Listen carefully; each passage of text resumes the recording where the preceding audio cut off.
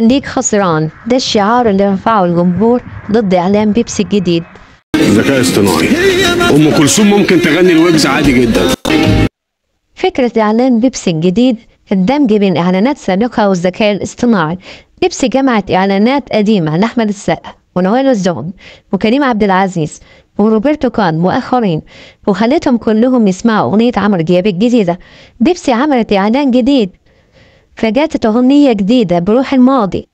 فلو رحت تسأل اللي عملوا الإعلانات هيقولوا لك ما عملناش حاجة، بس لو سألتهم قبضتوا من بيبسي ولا لأ هيقولوا لك برضه معقول.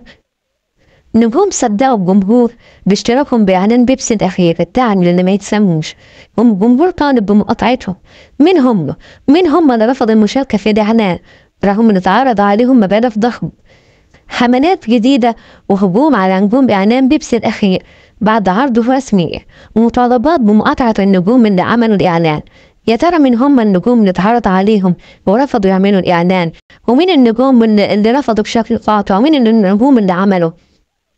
عمرو دياب كان واحد من أهم النجوم اللي شاركوا في إعلان بيبسي الأخير، واعتبروا الجمهور من النجوم اللي ما عندهمش مبدأ، لأنه داعم للشركة من شركات المقاطعة، الداعم اللي ما بتسموش.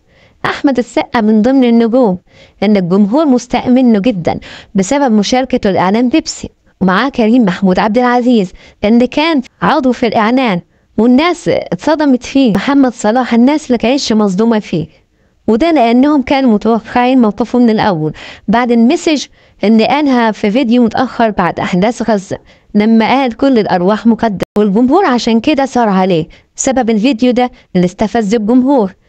من ضمن المشاركين في إعلان بيبسي نوال الزغبي وسامر الجابر، واللي اتضايق الجمهور منهم، وأكتر إن النجوم دول مش ناقصهم فلوس، وده اللي قاله الجمهور.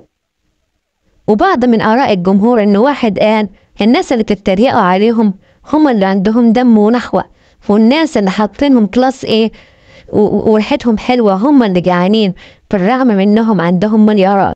وواحدة من الجمهور قالت ان كلهم في قائمة البلوك، وحد تاني قال ده قمة العبث حسبي الله ونعم الوكيل فيهم كلهم، وواحد تاني قال بلوك وانت معدي عشان دم اخواتنا.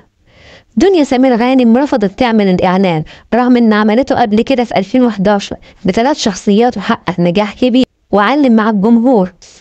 رفضت بشكل نهائي في المشاركة في الإعلان بسبب أحداث غزة.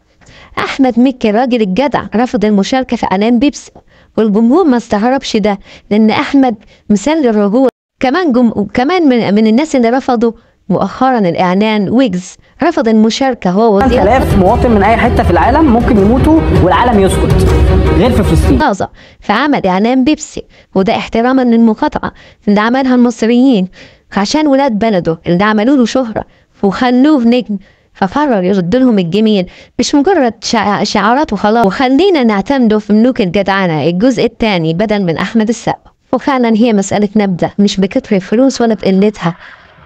الفنانين دول عندهم ملايين، رغم ذلك في فنانين رفضت العرض وفي فنانين مسكت في العرض ونفذت اللي هي عايزاه.